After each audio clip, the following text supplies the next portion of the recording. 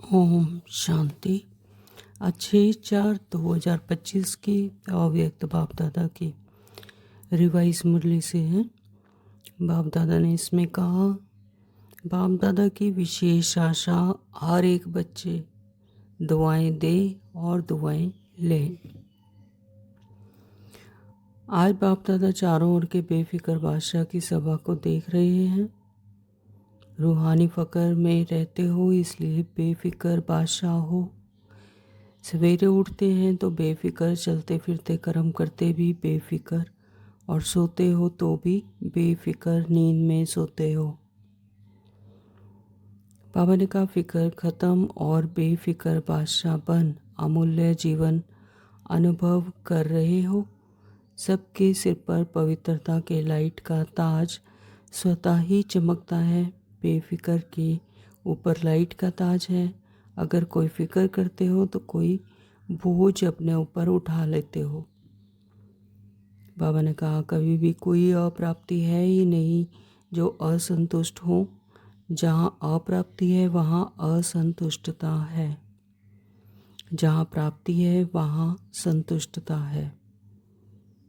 अप्राप्त नहीं कोई वस्तु देवताओं के नहीं, लेकिन ब्राह्मणों के खजाने में। संतुष्टता जीवन का श्रेष्ठ श्रृंगार है, श्रेष्ठ वैल्यू है। तो संतुष्ट आत्माएं हो। भाव कहते सिर्फ एक शब्द की मात्रा का थोड़ा सा अंतर है। वह शब्द है, मेरे को तेरे में परिवर्तन करो। मेरा नहीं तेरा। तो हिंदी भाषा में मेरा को लिखो, तेरा भी लिखो, तो क्या फ़र्क होता है मैं और ते का। तो आप सब मेरे वाले हो या तेरे वाले हो। तो आप माया जीत हो, माया के दास नहीं। अगर अभी भी कहाँ कोने में कोई फिक्र रख दिया हो तो दे दो। अपने पास बोझ क्यों रखते हो। जब आप कहते हैं बोझ मेरे को दे दो, आप लाइट हो जाओ। अमृत वेले जब उठो तो चेक करना कि डबल लाइट बन विशेष वर्तमान समय सब कॉन्शियस में कोई बोझ तो नहीं है। सब कॉन्शियस तो क्या स्वप्न मात्र भी बोझ का अनुभव नहीं हो। पसंद तो डबल लाइट है ना। तो विशेष यह होमवर्क दे रहे हैं, अमृत वेले चेक करना। अब चलना नहीं है, करना नहीं है, उड़ना है। अभी उड़ने की रफ्तार चाहिए। पंख तो मिल गए हैं ना। उमंग, उत्साह और हिम्मत के पंख सबको मिले हैं।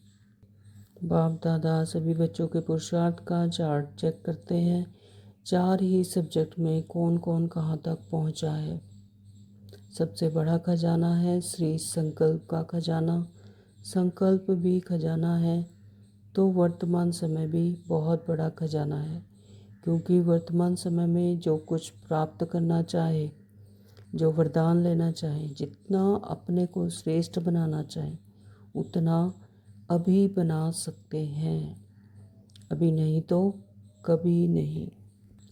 बाबा ने कहा, सबसे सहज है पुरुषार्थ में दुआएं दो और दुआएं लो।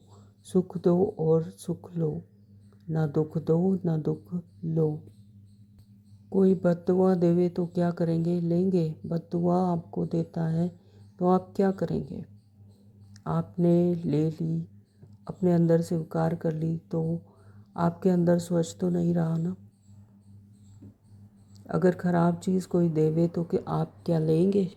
तो कभी भी कोई बद्दुआ दे दे तो आप मन के अंदर धारण नहीं करो।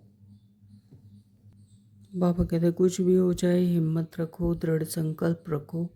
अगर मानो कभी बद्दुआ का प्रभाव पड़ भी जाए तो 10 गुना दुआएं ज़्यादा देकर उसको ख़त्म कर देना। एक बद्दुआ के प्रभाव को 10 गुना दुआएं देके हल्का कर देना, फिर हिम्मत आ जाएगी। तो बाप दादा यही आशा रखते हैं कि हर बच्चा दुआएं देता रहे। दुआओं का खजाना जितना जमा कर सको उतना करते जाओ। क्योंकि इस समय जितनी दुआएं इकट्ठी करेंगे, जमा करेंगे, उतना ही आप पूज्य बनेंगे, तो आत्माओं को दुआएं दे सकेंगे। बाबा ने कहा राजा बच्चे हो ना, तो बाप दादा हर एक बच्चे को राजा बच्चा देखते हैं, कम नहीं।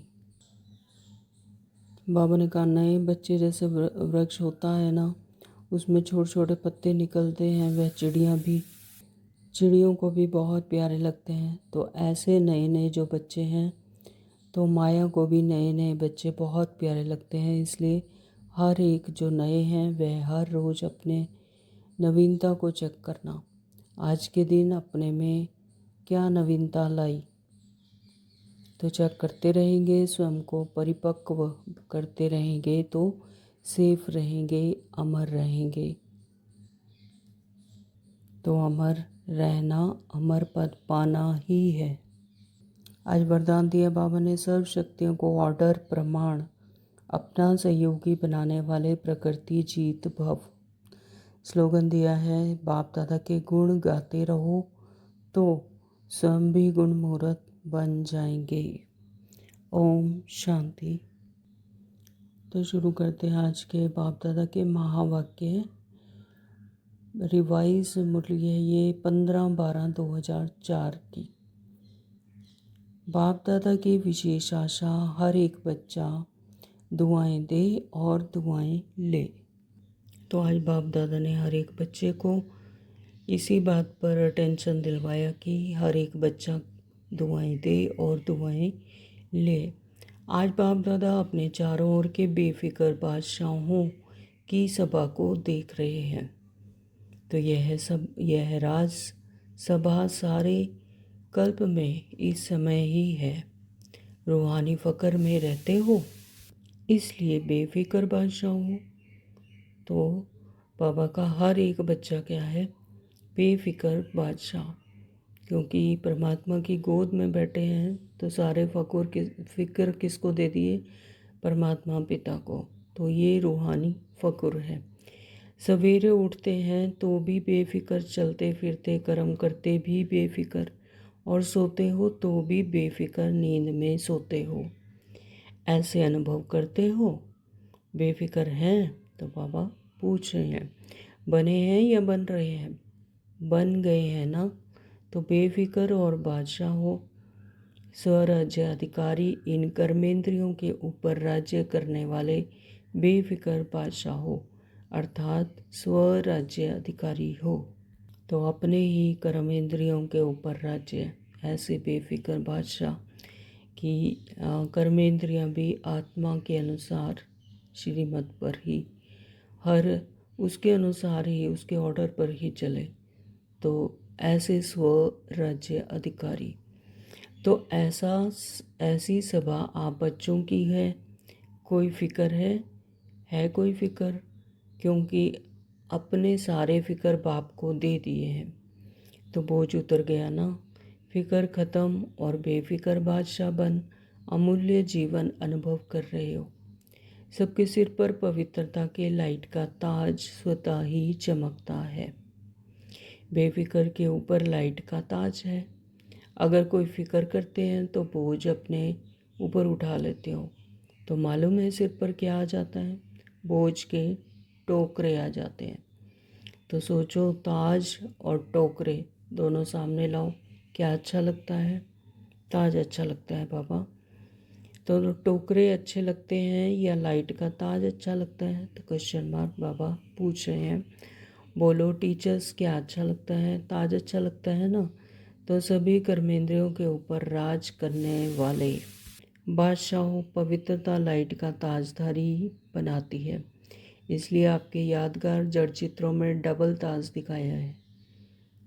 तो द्वापर से लेकर बादशाह तो बहुत बने हैं, राजे तो बहुत बने हैं, लेकिन डबल ताजधारी कौन नहीं बना? डबल ताजधारी यानी स्थूल में तो एक जड़ चित्रों में दिखाते हैं, एक लाइट का ताज और एक जो ताज सिर पर रखा जाता है वह ताज। तो लाइट का ताज यानी पवित्रता का ताज और जिम्मेवारी का ताज। तो बेफिक्र बादशाह स्वराज्य अधिकारी भी कोई नहीं बना, क्योंकि पवित्रता की शक्ति माया जीत, कर्मेंद्रियां जीत विजयी बना देती हैं। बेफिक्र बादशाह की निशानी है सदा स्वयं भी संतुष्ट और औरों को भी संतुष्ट करने वाले। कभी भी कोई अप्राप्ति है ही नहीं तो जो असंतुष्ट हो। तो जहाँ अप्राप्ति है वहाँ असंतुष्टता है, जहाँ प्राप्ति है वहाँ संतुष्टता है। ऐसे बने हो, चेक करो। सदा सर्व प्राप्ति प्रभु स्वरूप संतुष्ट हैं। गायन भी है, अप्राप्त नहीं कोई वस्तु, देवताओं के नहीं लेकिन ब्राह्मणों के खजाने में। संतुष्टता जीवन का श्रेष्ठ श्रृंगार है, श्रेष्ठ वैल्यू है। तो संतुष्ट आत्माएं हो ना। बाप दादा ऐसे बेफिक्र बादशाह बच्चों को देख खुश होते हैं। वाह मेरे बेफिक्र बादशाह, वाह वाह वाह हो ना। हाथ उठाओ जो बेफिक्र हैं। बेफिक्र फिक्र नहीं आता, कभी तो आता है नहीं, अच्छा है। बेफिक्र बनने की विधि बहुत सहज है, मुश्किल नहीं है। सिर्फ एक शब्द की मात्रा का थोड़ा सा अंतर है। तो वह शब्द है मेरे को तेरे में परिवर्तन करो। मेरा नहीं तेरा। तो हिंदी भाषा में मेरा भी लिखो तो तेरा भी लिखो। तो क्या फ़र्क होता है मैं और ते का। तो लेकिन फ़र्क इतना हो जाता है। तो आप सब मेरे मेरे वाले हो या तेरे तेरे वाले हो। मेरे को तेरे में परिवर्तन कर लिया, नहीं किया तो कर लो। मेरा मेरा अर्थात दास बनने वाला, उदास बनने वाला। और माया के दास बन जाते हैं ना तो उदास तो होंगे ना। उदासी अर्थात माया के दासी बनने वाले। तो आप माया जीत हो, माया के दास नहीं तो उदासी आती है। कभी कभी टेस्ट, बाबा कहते कभी कभी टेस्ट कर लेते हो, क्योंकि 63 जन्म उदास रहने का अभ्यास है ना। तो कभी कभी वह इमर्ज हो जाती है। इसलिए बाप दादा ने क्या कहा, हर एक बच्चा बेफिक्र बादशाह है। अगर अभी भी कहाँ कोने में कोई फिक्र रख दिया हो तो दे दो। अपने पास बोझ क्यों रखते हो। तो बाबा बोझ मांग रहे हैं सभी बच्चों से। बोझ रखने की आदत पड़ गई है। जब आप कहते हैं बोझ मेरे को दे दो, आप लाइट हो जाओ, डबल लाइट। डबल लाइट अच्छा या बोझ अच्छा, तो अच्छी तरह से चेक करना। एक सेकंड के लिए आत्मिक स्थिति में रहकर परमात्मा के सुख सम्मुख, बाबा के सम्मुख बैठेंगे।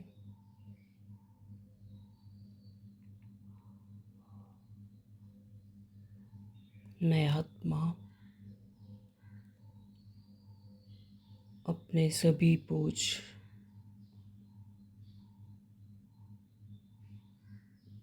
परमात्मा को देकर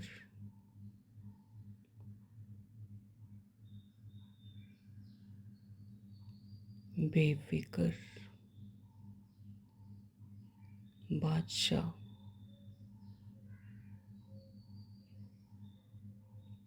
बन परमात्मा के सानिध्य में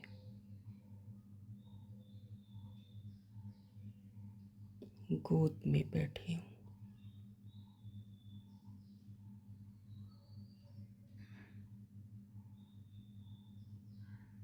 अब मेरे सिर पर कोई बोझा नहीं,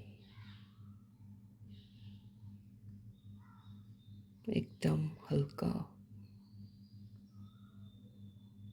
डबल लाइट महसूस करें।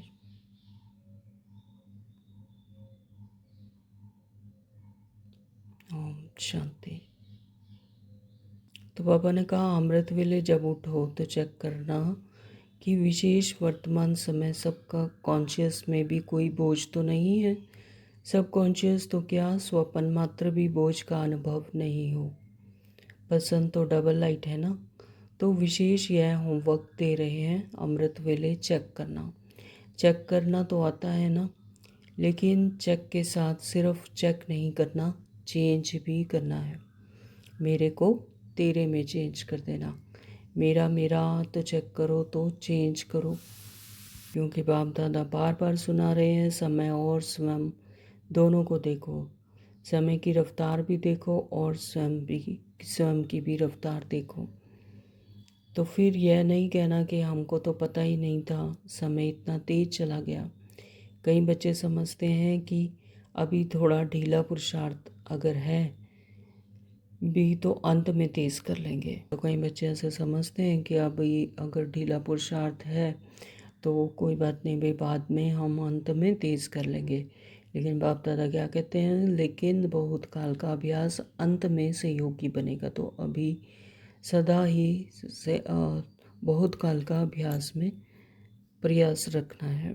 बादशाह बन के तो देखो बने हैं कि, लेकिन कोई बने हैं कोई नहीं बने हैं, चल रहे हैं, कर रहे हैं, संपन्न हो जाएंगे। तो ये अलबेलेपन की बातें हैं। अब ये चलना नहीं है, करना नहीं है, उड़ना है। अभी उड़ने की रफ्तार चाहिए। पंख तो मिल गए हैं ना। कौन से पंख हैं? उमंग, उत्साह और हिम्मत के पंख सबको मिले हैं। और बाप का वरदान भी है, याद है वरदान? हिम्मत का एक कदम आपका और 1000 कदम मदद बाप की। तो आपका एक कदम के हिम्मत की और बाबा की मदद की 1000 कदम। तो क्योंकि बाप का बच्चों से दिल का प्यार है, तो प्यार वाले बच्चों की बाप मेहनत नहीं देख सकते। मोहब्बत में रहो तो मेहनत समाप्त हो जाएगी। मेहनत अच्छी लगती है क्या? थक तो गए हो। तो 63 जन्म भटकते भटकते मेहनत करते थक गए थे, और बाप ने अपनी मोहब्बत से भटकने के बजाय 3 तख्त के मालिक बना दिया। 3 तख्त जानते हो? जानते क्या हो, लेकिन तख्त निवासी हो। अकाल तख्त निवासी भी हो, बाप दादा के दिल तख्त नशीन भी हो, और भविष्य के विश्व राज्य के तख्त नशीन भी हो। तो ये 3 तख्त हैं, अकाल तख्त, दिल तख्त और राज्य के तख्त नशीन। तो बाप दादा सभी बच्चों को तख्त नशीन देख रहे हैं। ऐसा परमात्म दिल तख्त सारे कल्प में अनुभव नहीं कर सकेंगे। क्या समझते हैं पांडव? बादशाह हैं, हाथ उठा रहे हैं, तख्त नहीं छोड़ना। देह भान में आए अर्थात मिट्टी में आ गए। तो यह देह मिट्टी है, तख्त नशीन बने तो बादशाह बने। बाप दादा सभी बच्चों के पुरुषार्थ का चार्ट चेक करते हैं। 4 ही सब्जेक्ट में कौन कौन कहाँ कहाँ तक पहुँचा है। तो बाप दादा ने हर एक बच्चे का चार्ट चेक किया कि बाप दादा ने जो भी खजाने दिए हैं वह सर्व खजाने कहाँ तक जमा किए हैं। तो जमा का खाता चेक किया, क्योंकि खजाने बाप ने सबको एक जैसे, एक जितना दिए हैं। कोई को कम या कोई को ज़्यादा नहीं दिया है। खजाने जमा होने की निशानी क्या है? खजाने का तो मालूम ही है ना। सबसे बड़ा खजाना है श्रेष्ठ संकल्प का खजाना। संकल्प भी खजाना है। तो वर्तमान समय भी बहुत बड़ा खजाना है, क्योंकि वर्तमान समय में जो कुछ प्राप्त करना चाहे, जो वरदान लेना चाहे, जितना अपने को श्रेष्ठ बनाना चाहे, उतना अभी बना सकते हैं। अभी नहीं तो कभी नहीं। जैसे संकल्प के खजाने को व्यर्थ गंवाना अर्थात अपने प्राप्तियों को गंवाना, ऐसे ही समय के 1 सेकंड को भी व्यर्थ गंवाया, सफल नहीं किया तो बहुत गंवाया। साथ में ज्ञान का खजाना, गुणों का खजाना और शक्तियों का खजाना, हर आत्मा और परमात्मा द्वारा दुआओं का खजाना। सबसे सहज है पुरुषार्थ में दुआएं दो और दुआएं लो। तो बाबा कहते कि ये सबसे सहज पुरुषार्थ है कि दुआएं दो और दुआएं लो। दवाएं देने में ही लेना समाया हुआ है। सुख दो और सुख लो, ना दुख दो ना दुख लो। ऐसे नहीं कि दुख दिया नहीं लेकिन ले लो, तो भी दुखी तो होंगे ना। तो दुआएं दो और सुख दो और सुख लो। दुआएं देना आता है? आता है। क्वेश्चन मार्क लेना भी आता है। तो जिसको दुआएं लेना और देना आता है तो वह हाथ उठाओ। अच्छा, सभी को आता है। अच्छा, डबल फॉर्नर्स को भी आता है, मुबारक है। देना आता है, लेना आता है, तो मुबारक है। सभी को मुबारक है। अगर लेने भी आता और देने भी आता, फिर और क्या चाहिए? दुआएं लेते जाओ, दुआएं देते जाओ, संपन्न हो जाएंगे। बाबा कहते कभी कोई बद्दुआ दे तो क्या करेंगे? लेंगे। बद्दुआ आपको देता है तो आप क्या करेंगे? लेंगे? Question mark. अगर बद्दुआ मानो ले लिया तो आपके अंदर स्वच्छता रही? पूछ रहे हैं बाबा। बद्दुआ तो खराब चीज़ है ना। तो आपने ले ली, अपने अंदर स्वीकार कर ली, तो आपका अंदर स्वच्छ तो नहीं रहा ना। अगर ज़रा भी डिफेक्ट रहा तो परफेक्ट नहीं बन सकते। अगर ख़राब चीज़ कोई देवे तो आप क्या ले लेंगे? अगर कोई बहुत सुंदर फल हो लेकिन आपको ख़राब हुआ दे तो फल तो बढ़िया है, फिर ले लेंगे? नहीं लेंगे। ना कि कहेंगे अच्छा तो है, चलो दे दिया तो ले लेते हैं। बाबा क्या कह रहे हैं कि अगर आपको कोई भी चीज़ देते हैं, फल देते हैं या कुछ भी देते हैं, अच्छा देंगे तो आप ले लेंगे, लेकिन ख़राब देंगे तो नहीं लेंगे। ऐसा तो नहीं कि उसको अंदर रख देंगे, है ना। कोई ख़राब चीज़ दे तो उसको आप लेकर संभाल के रख देंगे, नहीं कर सकते। तो इसी तरह से बाबा कहते हैं कि कभी कोई बद्दुआ दे तो उसे आप अपने मन के अंदर धारण नहीं करो, उसे संभाल के मत रखो। समझ में आता है यह बद्दुआ है, लेकिन बद्दुआ अंदर धारण नहीं करो, नहीं तो डिफेक्ट हो जाएगा, तो दिल में खाती रहेगी। तो अभी यह वर्ष, अभी थोड़े दिन पड़े हैं पुराने वर्ष में, लेकिन अपने दिल में दृढ़ संकल्प करो। अभी भी किसी को बद्दुआ मन में हो तो निकाल दो। कल से दुआ देंगे, दुआ लेंगे। मंजूर है? तो बाबा कह रहे हैं कि अगर किसी ने कोई बद्दुआ दी और आपने मन में अभी तक रखी हुई है तो उसे निकाल दो और उसे दुआ देंगे। कल से सबको दुआ देंगे और दुआ लेंगे। तो मंजूर है? पसंद है? पसंद है या करना ही है? पसंद तो है, लेकिन जो समझते हैं करना ही है, कुछ भी हो जाए लेकिन करना ही है, तो वह हाथ उठाओ। करना ही है, यानी दुआ देंगे और दुआ लेंगे। अगर कोई बद्दुआ देता है तो मन में यही रहता है कि ये परवश है, उसे पता नहीं है, वो आत्मा को समझ नहीं है। लेकिन आप बच्चों को, जो परमात्मा के बच्चे श्रीमत लेते हैं, उन्हें तो ये पता है कि जो दे रहे हैं वो असल में देना नहीं, लेना ही है ना। तो दुआ देना यानी लेना ही है, तो जो देंगे वही तो मिलेगा। तो ये तो हुई देने की बात। लेकिन अगर कोई आपको बद्दुआ दे तो यानी आप उसे स्वीकार ही नहीं करो, चित्त पर ही नहीं रखो कि हाँ मन में कि किसी ने कोई बद्दुआ दी, वो मेरे लिए, मेरे वो थे ही नहीं, जब मैंने उसे लिया ही नहीं तो फिर वो अपना बनेगा ही नहीं, अपने चित्त पर नहीं रहेगी, धारण ही नहीं करो। तो बाबा कहते तो इसलिए चाहे कुछ भी हो जाए तो बद्दुआ लेनी नहीं है, बल्कि उसको दुआ देनी है। तो जो स्नेही सहयोगी आज आए हैं वह हाथ उठाओ। तो बाबा सभा में कह रहे हैं, तो जो स्नेही सहयोगी आए हैं बाप दादा उनको मुबारक दे रहे हैं, क्योंकि सहयोगी तो हो, स्नेही भी हो। लेकिन आज एक और कदम उठाओ, बाप के घर में व अपने घर में आए हो तो अपने घर में आने की मुबारक है। और अच्छा, जो स्नेही सहयोगी आए हैं वह भी समझते हैं कि दुआएं देंगे और लेंगे। तो आज बाप दादा दुआएं देने और लेने पर ही विशेष ध्यान दिला रहे हैं। समझते हो, हिम्मत रखते हो? तो जो स्नेही सहयोगी हिम्मत रखते हैं, मदद मिलेगी, लंबा हाथ उठाओ। तो जो बच्चे हिम्मत रखते हैं तो बाबा की भी उनको मदद मिलती है। तो फिर भी आप भी संपन्न हो जाएंगे, मुबारक हो। अच्छा, जो गॉडली स्टूडेंट रेगुलर हैं, चाहे ब्राह्मण जीवन में बाप दादा से मिलने पहले बार आए हैं लेकिन अपने को ब्राह्मण समझते हैं, रेगुलर स्टूडेंट समझते हैं, तो वह अगर समझते हैं कि करना ही है, वह हाथ उठाओ।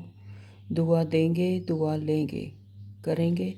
टीचर्स उठा रही हैं, यह कैबिन वाले नहीं उठा रहे हैं। ये समझते हैं कि हम तो देते ही हैं, अभी करना ही है, कुछ भी हो जाए हिम्मत रखो, दृढ़ संकल्प रखो।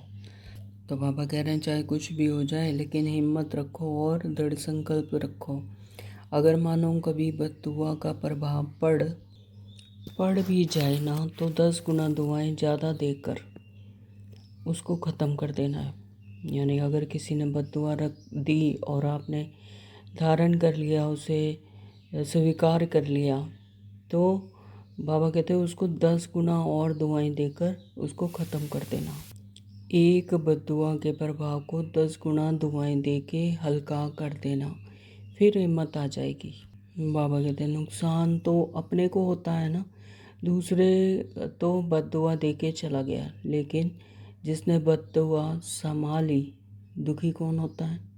यानी जिसने स्वीकार कर लिया, अंदर रख लिया संभाल कर, तो लेने वाला या देने वाला कौन दुखी होता है? देने वाला भी होता है, लेकिन लेने वाला ज़्यादा होता है। तो जिसने स्वीकार कर लिया, देने वाले ने तो डिटैच कर दिया, दे दिया, लेकिन लेने वाला ज़्यादा दुखी होता है क्योंकि उसने ले लिया, स्वीकार कर लिया, संभाल के रख लिया। देने वाला तो अलविदा होता है, देने वाला तो देकर चला गया। तो आज बाप दादा अपने दिल की विशेष आशा सुना रहे हैं। तो बाप दादा की ये विशेष आशा है अपने बच्चों से, बाप दादा की सभी बच्चों के प्रति, एक एक बच्चे के प्रति, चाहे देश चाहे विदेश में है, चाहे सहयोगी है, क्योंकि सहयोगियों को भी परिचय तो मिला है ना। तो जब परिचय मिला है तो परिचय से प्राप्ति तो करनी चाहिए ना। तो बाप दादा की यही आशा है कि हर बच्चा दुआएं देता रहे। तो हम बच्चों की यही श्रेष्ठ पुरुषार्थ है कि दुआएं देते रहें, हर एक को दुआएं देते रहें, देते रहें, देते रहें। दुआओं का खजाना जितना जमा कर सको उतना करते जाओ, क्योंकि इस समय जितनी दुआएं इकट्ठी करेंगे, बाबा कहते जमा करेंगे, उतना ही जब आप पूज्य बनेंगे तो आत्माओं को दुआएं दे सकेंगे। सिर्फ अभी दुआएं आपको नहीं देनी है, द्वापर से लेके भक्तों को भी दुआएं देनी है। तो इतना दुआओं का स्टॉक जमा करना है। राजा बच्चे हो ना, तो बाप दादा हर एक बच्चे को राजा बच्चा देखते हैं, कम नहीं। तो बाप दादा का हर एक बच्चा क्या है? राजा। तो बाबा कहते कि बाप दादा हर एक बच्चे को राजा बच्चा देखते हैं, उससे कम नहीं। अच्छा, बाप दादा की आशा अंडरलाइन की, तो जिसने की वह हाथ उठाओ। कर ली? हाँ जी बाबा।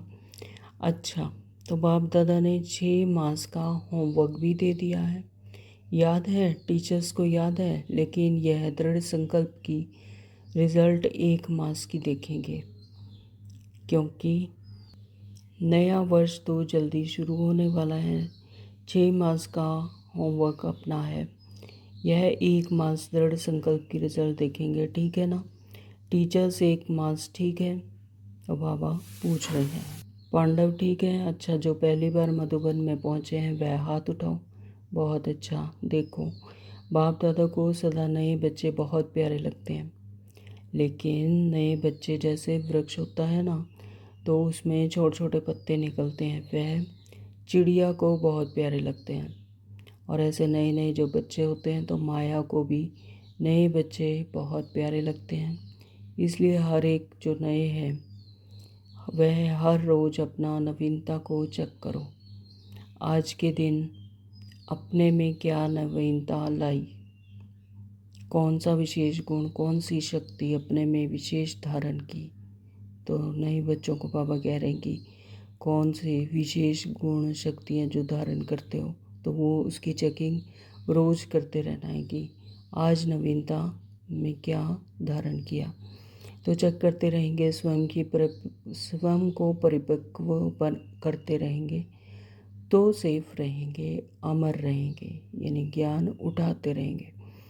तो अमर रहना, अमर पद पाना ही है। अच्छा, चारों ओर के बेफिक्र बादशाहों को, सदा रूहानी फ़कुर में रहने वाले श्रेष्ठ आत्माओं को, सदा प्राप्त हुए खजानों को जमा खाते में बढ़ाने वाले तीव्र पुरुषार्थी आत्माओं को, सदा एक समय में 3 प्रकार की सेवा करने वाले श्रेष्ठ सेवाधारी बच्चों को बाप दादा का याद प्यार, पदम पदम पदम गुना याद प्यार और नमस्ते। हम रूहानी बच्चों की रूहानी बाप दादा को नमस्ते जी, नमस्ते जी, नमस्ते जी। शुक्रिया बाबा, आपका बहुत बहुत शुक्रिया। वरदान दिया आज बाबा ने, सर्व शक्तियों को ऑर्डर प्रमाण अपना सहयोगी बनाने वाले प्रकृति जीत भव।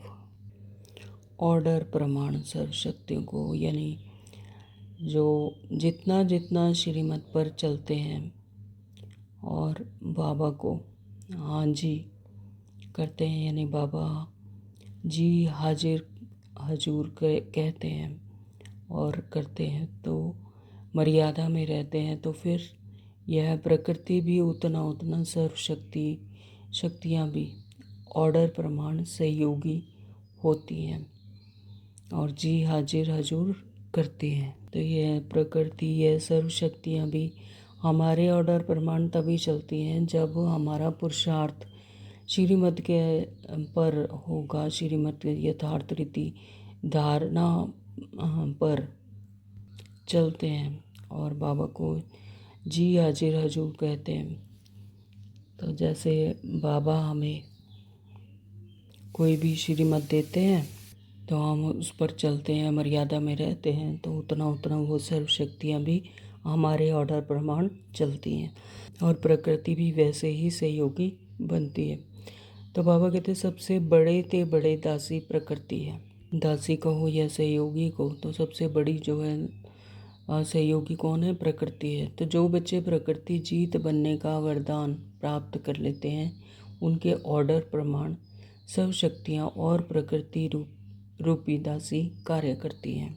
तो बच्चे श्रीमत पर चलते हैं, अच्छी रीति धारण करते हैं, तो बाबा उन्हें क्या वरदान देते हैं? प्रकृति जीत। तो उनके ऑर्डर प्रमाण सर्व शक्तियाँ और प्रकृति रूपी सहयोगी बनती हैं, तो उनके एक ऑर्डर पर इमर्ज हो जाती है, अर्थात समय पर सहयोग देती हैं। लेकिन यदि प्रकृति जीत बनने के बजाय अलबेले की नींद में है, वह अल्पकाल की प्राप्ति के नशे में, वह व्यर्थ संकल्पों के नाच में मस्त होकर अपना समय गंवाते हो, तो शक्तियाँ ऑर्डर पर कार्य नहीं कर सकती। तो यानी ये हमारे पुरुषार्थ पर है कि जितना हम पुरुषार्थ में लवलीन रहते हैं, जितना परमात्मा की याद में रहते हैं, तो उतना ही ये भी शक्तियाँ भी ऑर्डर प्रमाण कार्य करती हैं, सहयोग देती हैं। अगर अलबेले बने और अलबेले की पल, बाबा कहते कि अलबेलेपन की नींद में, वह अल्पकाल की प्राप्ति के नशे में, कि अगर अल्पकाल की कोई प्राप्ति हुई उसी ही खुशी में रहकर व्यर्थ संकल्पों में ही मस्त हो जाते हैं, तो और अपना समय गंवाते हैं, तो फिर शक्तियाँ ऑर्डर प्रमाण नहीं कार्य करती। इसलिए चेक करो कि पहले मुख्य संकल्प शक्ति, निर्णय शक्ति और संस्कार की शक्ति, तीनों ये ऑर्डर में है। बाबा कहते हैं इसीलिए ये चेक एंड चेंज करना है कि सबसे पहले तो तीन तरह की शक्ति हैं, संकल्प शक्ति, निर्णय शक्ति और संस्कार की शक्ति, यानी मन बुद्धि संस्कार। तो संकल्प शक्ति होती है मन को श्रीमत पर चलाकर, संकल्प शक्ति, निर्णय शक्ति यानी विजडम, और संस्कार यानी कार्य व्यवहार में कार्य करते हुए संस्कार। तो संस्कार की शक्ति, तीनों ही शक्तियों को ऑर्डर में है, तब बनेंगे प्रकृति जीत और सर्व शक्तियाँ भी ऑर्डर प्रमाण सहयोगी बनेंगे। स्लोगन दिया बाबा ने, बाप दादा के गुण गाते रहो तो स्वयं भी गुण मूर्त बन जाएंगे। तो जैसा संग वैसा रंग, अगर बाप दादा के गुण गाते रहेंगे तो उन्हीं की तरह बन जाएंगे, और अगर देह और देह के संबंधियों के गुण गाते रहेंगे तो उनकी तरह बनेंगे। तो इसलिए बाबा कहते हैं कि बाप दादा के गुण गाते रहो तो स्वयं भी गुण मूर्त बन जाएंगे। बाप दादा के गुण गाते रहेंगे, उनकी धारणा करते रहेंगे, तो फिर स्वयं भी उन्हीं की तरह गुण मूर्त बन जाएंगे। अव्यक्त इशारे हैं आज के, कंबाइंड स्वरूप की स्मृति से सदा विजयी बनो। तो कंबाइंड सेवा के बिना सफलता असंभव है, यानी याद में रहते हुए कोई भी सेवा करते, परमात्मा की याद में रहकर अगर कुछ भी सेवा करेंगे तो फिर सफलता संभव है। नहीं तो से कंबाइंड सेवा के बिना सफलता असंभव है। ऐसा नहीं कि जाओ सेवा करने और लौटो तो कहो माया आ गई, मूड ऑफ हो गया, डिस्टर्ब हो गए।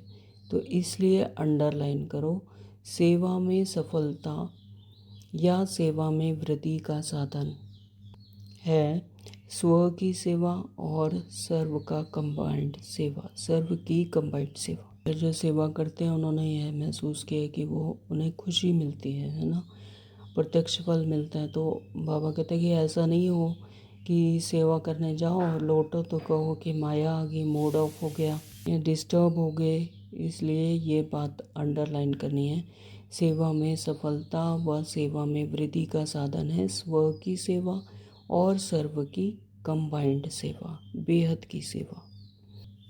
ओम शांति। Thank you Baba.